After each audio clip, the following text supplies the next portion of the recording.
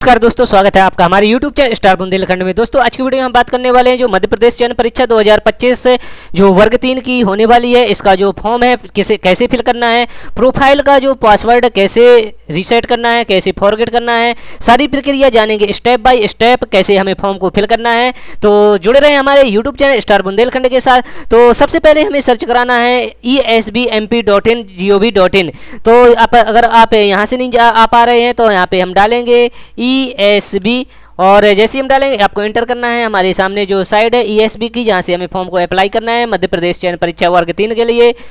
तो हमें इस प्रकार का जो पेज है सामने खुल के सामने आने वाला है और यहाँ पे आप नीचे स्क्रॉल करेंगे तो इसके लिए सबसे पहले आपको ज़रूरत पड़ने वाली है प्रोफाइल पंजीयन में दस्तावेज संशोधन के लिए। ये तो एक नया ऑप्शन दिया गया है, आपको प्रोफाइल को अपडेट करना होगा और साथ ही साथ आपको सबसे पहले आप यहाँ जाएंगे उम्मीदवार प्रोफाइल पर। सो इसकी प्रोफाइल यदि आपको पहले से जनरेट है, नई बनी है, तो वो यहाँ पे आपको इसकी पंजीयन नंबर की आवश्यकता पड़ने वाली है। तो पंजीयन क्रमांक की प्राप्ति फॉरगेट यहाँ से कर पाएंगे। और यदि आप नई प्रोफाइल पहले से नहीं बनी है, नहीं बनाना चाहते हैं, तो यहाँ से आप रजिस्ट्रेशन कर सकते हैं। तो हमारी प्रोफाइल पहले से जनरेट है, बनी हुई है, तो हमें पंजीयन नंबर जानने की आवश्यकता है। तो यहाँ पे एरो का निशान दिख रहा है, तो करेंगे एक बार क्लिक। जैसे ही क्लिक करेंगे थोड़ी सी प्रोसेस चलने वाली है। प्रोसेस चलने के बाद यहाँ पे आप देख पा रहे हैं कृपया प्रोफाइल में पंजीकृत मोबाइल नंबर डालें। तो आपको यहाँ पे रजिस्टर्ड मोबाइल नंबर डालना है जो आप रजिस्ट्रेशन करते समय दिया था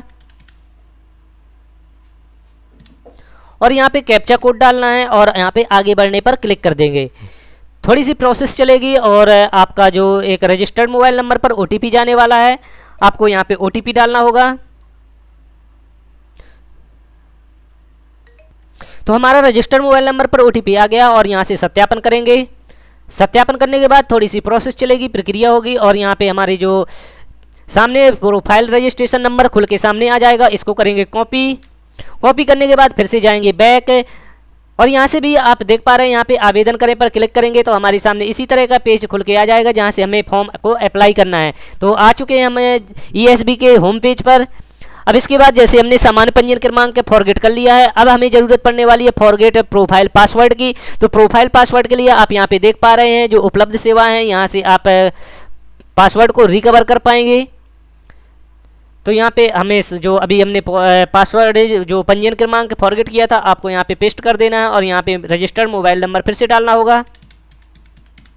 मोबाइल नंबर डालने के बाद यहाँ पे फिर से कैप्चा कोड फिल करना है और यहाँ पे सबमिट कर देना है। सबमिट करेंगे तो हमारी जो रजिस्टर्ड मोबाइल नंबर पर हमारा जो पासवर्ड है वो पहुँच जाएगा या जो रजिस्टर्ड ईमेल है वहाँ पे भी हमारा पासवर्ड पहुँच जाएगा और यहाँ पे कर देंगे क्लिक। अब बात करते हैं हमें जो फॉर्म को अप्लाई करने के लिए। तो फिर से जाएंगे हम यहाँ पे करेंगे होम पर टैब, होम पर क्लिक करेंगे, हम पहुँच जाएंगे हमारी जो फॉर्म फिल करने की जो साइड है। तो होम पर जाने वाले हैं और हम आ चुके हैं होम वाली साइड पर। अब बात करते हैं इसके बाद एक और स्टेप बचता है हमारा जो प्रोफाइल पंजीयन में दस्तावेज संशोधन के लिए क्लिक करें। यानी कि हमारे जो प्रोफाइल पंजीयन में यदि आपकी पुरानी प्रोफाइल है, अभी वर्ग जो 2 का पेपर हुआ था तब की प्रोफाइल है, तब भी आपको यहाँ पे दस्तावेज अपलोड करना होगा। तो हम यहाँ पे जो प्रोफाइल है में दस्तावेज संशोधन के लिए करेंगे क्लिक और दस्तावेज जो सत्यापन होना है इनका जो साइज है, फोटो और सिग्नेचर के साथ हस्तलिखित फाइल आपको अपलोड करनी होगी। इसके लिए जो इसका साइज बनाने के लिए हम दूसरा वीडियो बनाने वाले हैं, एक वीडियो क्रिएट कर देंगे ताकि आपको जो फॉर्म फिल करने में समस्या नहीं जाएगी और साथ ही साथ आप भी घर बैठे आप अपना जो फॉर्म है फिल कर पाएंगे। तो हमें यहाँ पे डालना होगा पासवर्ड। तो दोस्तों यहाँ पे हमने सामान्य पंजीयन क्रमांक और पासवर्ड फिल कर दिया और कैप्चा भी फिल कर दिया। अब करेंगे सबमिट पर क्लिक। थोड़ी सी प्रोसेस चलेगी, यहाँ पे सर्वर इशू होने के कारण थोड़ा सा लोडिंग है, ज़्यादा देर तक चलती है प्रोसेस। आप यहाँ पे देख पाएंगे हमारा जो डिटेल है सारा खुल के आ जाएगा जो आपने प्रोफाइल बनाते समय डिटेल फिल किया था। और यहाँ पे हमें करना है डॉक्यूमेंट अपलोड। तो हम यहाँ पे नीचे स्क्रॉल करेंगे और यहाँ पे आप देख पा रहे हैं फोटो और सिग्नेचर अपलोड होना है और यहाँ पे हस्तलिखित फाइल अपलोड होना है और नीचे आप देख पा रहे हैं डेट ऑफ बर्थ के लिए 10वीं की अंक सूची और यहाँ पे अनुसूचित जाति, अनुसूचित जनजाति एवं पिछड़ा वर्ग के लिए आपको यहाँ पे प्रमाण पत्र यानी कि कास्ट सर्टिफिकेट अपलोड करना अनिवार्य है। तो हम यहाँ पे हमने फोटो का साइज और जितने भी डॉक्यूमेंट अपलोड होना है इसका साइज बना के पहले से रखा है। यदि आपको कोई समस्या जाती है तो आप हमें कॉमेंट कीजिए, हम दूसरा वीडियो बना देंगे और वहाँ से आप साइज क्रिएट करना सीख जाएंगे और आप अपना फॉर्म को फिल कर पाएंगे स्वयं से। तो हम यहाँ पे फोटो अपलोड करने के लिए यहाँ पे ब्राउज़र पे ओपन करेंगे और यहाँ पे हमें जो जिस ब्राउज़र पे जाना है तो दोस्तों जिस ब्राउज़र में आपकी जो फ़ोटो वगैरह फाइल वगैरह सेव करके रखी है तो आपको उसको ओपन कर लेना है। इसके बाद हमें जो अपडेट करना है डॉक्यूमेंट, तो सबसे पहले हम यहाँ पे फ़ोटो लेंगे। फ़ोटो को यहाँ से आपको करना होगा क्रॉप। क्रॉप करने के लिए आप यहाँ पे देख पा रहे हैं हमें थोड़ा सा नीचे ले जाना होगा, क्योंकि डेट ऑफ बर्थ, डेट और यहाँ पे जो नाम है ये पूरा क्लियर क्लीन होना चाहिए। इसके लिए यदि आपकी जो फ़ोटो है, इमेज है, कट रही है क्रॉप, तो आप यहाँ पे क्रॉप कीजिएगा, क्रॉस कीजिएगा। थोड़ा सा आप स्क्रीन को मिनिमाइज़ कीजिएगा और 90% पर रखिए। फिर से हम जाएंगे ब्राउज़र पर और यहाँ पे फ़ोटो सेलेक्ट करेंगे और फ़ोटो सेलेक्ट करने के बाद इसके ड्रैग करेंगे माउस की सहायता से। तो इस प्रकार से आप फ़ोटो को क्लीन, जहाँ पे हमारी जो फ़ोटो ऊपर कट रही थी तो और इसके बाद यदि क्लीन करना चाहते हैं तो थोड़ा सा और हम स्क्रीन को छोटा करेंगे। तो इस प्रकार से हमारी जो इमेज है क्लियर आ चुकी है और यहाँ पे क्लीन जो ये ऑप्शन देख पा रहे हैं ग्रीन टिक है, तो यहाँ पे कर देंगे क्लिक, तो हमारी फ़ोटो जो है सेव हो जाएगी। और यहाँ पे फिर से इसके बाद यहाँ पे चेक मार्क लगाना है। चेक मार्क लगाने के बाद आपको सिग्नेचर अपलोड करना है। तो सिग्नेचर के लिए फिर से जाएंगे ब्राउज़र पर, जो भी सिग्नेचर आपने जहाँ भी सेव करके रखे हैं तो हम यहाँ पे सिग्नेचर लेते हैं। तो हमें इस प्रकार से सिग्नेचर को क्रॉप कर लेना और यहाँ पे जो सही का निशान दिख रहा है यहाँ से करेंगे सिलेक्ट। यहाँ पे आपको चेक मार्क लगाना है। इसके बाद आपकी आती है हस्तलिखित फाइल, तो इसको भी ब्राउज़र से हमें यहाँ पे सिलेक्ट करनी होगी। हैंड राइटिंग करेंगे क्लिक और यहाँ पे आप हमारी जो हैंड राइटिंग है वो सामने हमारी बिल्कुल सही आ रही है, क्योंकि हमने जो साइज है पहले से बना के रखा है और यहाँ पे सही पर क्लिक कर देंगे। तो इस प्रकार से हमारी जो दस्तावेज है अपलोड हो। दस्तावेज अपलोड करने से पहले यानी कि 10वीं की अंक सूची अपलोड करने से पहले photo and signature hand writing में एक बार आपको क्लिक करना है, तभी हमारी जो प्रोफाइल है कंप्लीट होगी।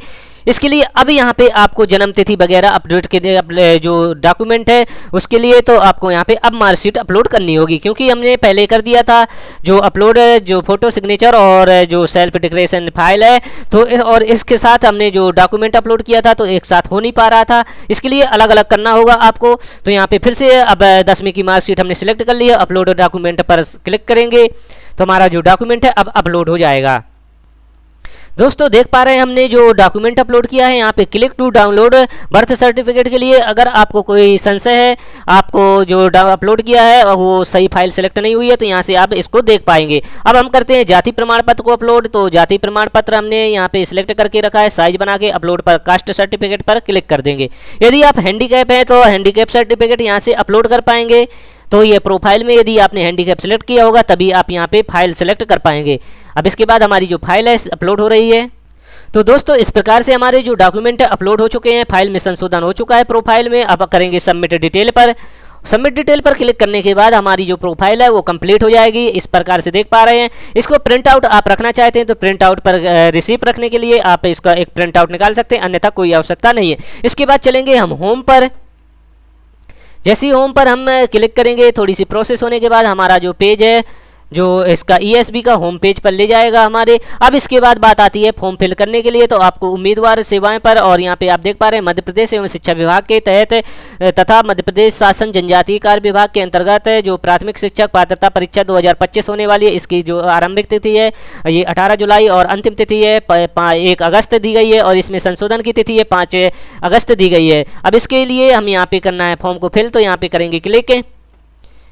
क्योंकि हमने जो स्टेप बाय स्टेप है जो डॉक्यूमेंट है हमने प्रोफाइल को कंप्लीट किया, पासवर्ड और सारी प्रक्रिया कर लिया। अब यहाँ पे चेक मार्क और आगे बढ़े पर करेंगे क्लिक और हमारे सामने इस प्रकार का इंटरफेस सामने होगा। हमें यहाँ पे डालना होगा सामान्य पंजीयन क्रमांक, कॉपी पेस्ट कर देंगे और यहाँ पे हम डालेंगे जन्म तिथि। इसके बाद हमें यहाँ पे फिल करना होगा कैप्चा कोड और यहाँ पे सत्यापित करे पर और आगे बढ़े पर करेंगे क्लिक। तो दोस्तों यहाँ पे आप देख पा रहे हैं मध्य प्रदेश शासन जो वर्ग 3 की परीक्षा होने वाली हमारी प्रोफाइल सामने खुल के आ जाएगी।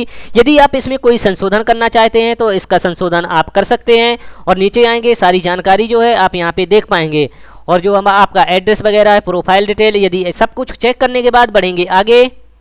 एक बार आपको रीचेकिंग जरूर करनी है, यदि आप उसमें सुधार करना चाहते हैं तो उसको अपडेट कर पाएंगे। यहाँ पे देख पा रहे हैं एडिट प्रोफाइल रजिस्ट्रेशन, यहाँ से आप भी डायरेक्ट पहुँच जाएंगे। तो दोस्तों यहाँ पे हम फॉर्म फिल करने वाले हैं। यहाँ पे सामान्य जानकारी यहाँ पे शो होने वाली है। जो आवेदन क्रमांक है, आवेदन क्रमांक अभी जनरेट नहीं हुआ है क्योंकि हमने अभी फॉर्म फिल नहीं किया है। हम फॉर्म फिल करने वाले हैं। तो हम नीचे चलेंगे, नीचे स्क्रॉल करते हुए थोड़ा सा नीचे जाएंगे। अब यहाँ से बात आती है, आपने जो पात्रता परीक्षा जो की थी, यानी कि पात्रता परीक्षा के लिए आप चयन हुए हैं, यानी कि जो फर्स्ट परीक्षा है आपने निकाली थी उसके लिए, तो आप यहाँ पे पात्रता के लिए जो रोल नंबर है, किस वर्ष में आपने परीक्षा का एग्जाम क्वालिफाई किया था, रोल नंबर, श्रेणी और दिव्यांगता वगैरह ये सारा कुछ शो होने वाला है। और यहाँ पे आप संवर्ग भूतपूर्व सैनिक दिव्यांग के लिए यहाँ पे करेंगे, बिना वर्ग के लिए आप नीचे आएंगे और यहाँ पे देख पा रहे हैं यदि आप भूतपूर्व सैनिक है तो यहाँ पे जाएगा नो, और नीचे यहाँ पे जो यदि शासकीय सेवा, इसको आपको अच्छे से पढ़ लेना होगा, रीड करना होगा। और यहाँ पे आपको सभी जो ऑप्शन लगभग नो आने वाले हैं। इसके बाद आता है ये जो 38 नंबर का, क्या आप अंग्रेजी माध्यम में अध्यापन कराने के लिए सक्षम है। यदि आप अंग्रेजी आती है आपको तो यहाँ पे यस करना है, अन्यथा नो करना है। अब इसके बाद मध्य प्रदेश शासन के अधीन छटनी सुधा जो कर्मचारी हैं नो पर जाएगा, और अनुसूचित जाति संबंधित यहाँ पे जो हमने यहाँ पे जो नो लगाया तो इस वजह से यहाँ पे खुद शो नहीं होगा। ये सारे जो ऑप्शन हैं आपको एक बार रीड करने के बाद ही लगाने हैं। तो यहाँ पे हम नो ही लगाएंगे, और यहाँ पे जो जितने भी सारे टिक हैं आपको रीड करने के बाद ही आपको यहाँ पे चेक मार्क लगाने हैं। आप नीचे आएंगे और यहाँ पे देख पा रहे हैं जो क्या आप कम से कम 50% अंकों के साथ हाई सेकेंडरी यानी 12वीं की परीक्षा 50% आपने उस विषय में, विषय है विज्ञान संकाय में समकक्ष उत्तीर्ण की है। यदि आपने 50% नंबरों से उत्तीर्ण की है तो हाँ लगाएंगे, यदि आपके 50 नंबर से कम है तो आप नहीं लगा सकते हैं। क्या आपके पास आरक्षण का जो लाभ लेने के लिए मध्य प्रदेश शासन के समकक्ष अधिकारी की जारी प्रमाण पत्र उपलब्ध है, एससी या ओबीसी जो आपका जो प्रमाण पत्र है तो यहाँ करेंगे, अन्यथा नहीं पर क्लिक करेंगे। और यहाँ पे देख पा रहे हैं जो हमारी डिग्री है कम से कम 50% अंकों के साथ हाई सेकेंडरी और इसके समकक्ष प्रारंभिक शिक्षा के 2 वर्ष डिप्लोमा, यानी कि आपका जो डीएड है वो आप यहाँ पे जोन सी डिग्री आपकी है तो आप यहाँ पे लगाएंगे। यदि आपकी पहली वाली डिग्री मान्यता हो रही है, इनसे जो ऑप्शन है दिए गए हैं तो ए नंबर पर लगाएंगे। यदि आप जो भी डिग्री आपने की है तो यहाँ पे आप पढ़ के लगा सकते हैं। इसके बाद आएंगे हम नीचे स्क्रॉल करेंगे।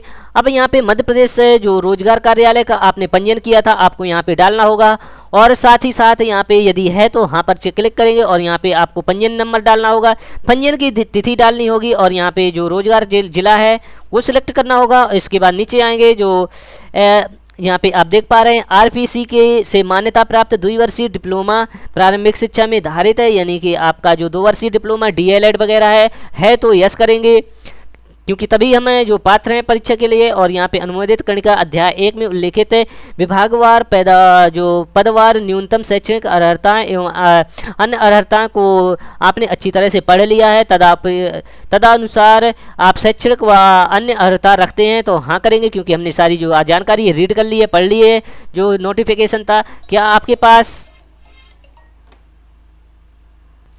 तो दोस्तों यहाँ पे सामान्य पंजीयन क्रमांक डालना होगा जो हमने रजिस्टर्ड किया था यहाँ पे रोजगार कार्यालय का, और यहाँ पे पंजीयन दिनांक डालनी होगी।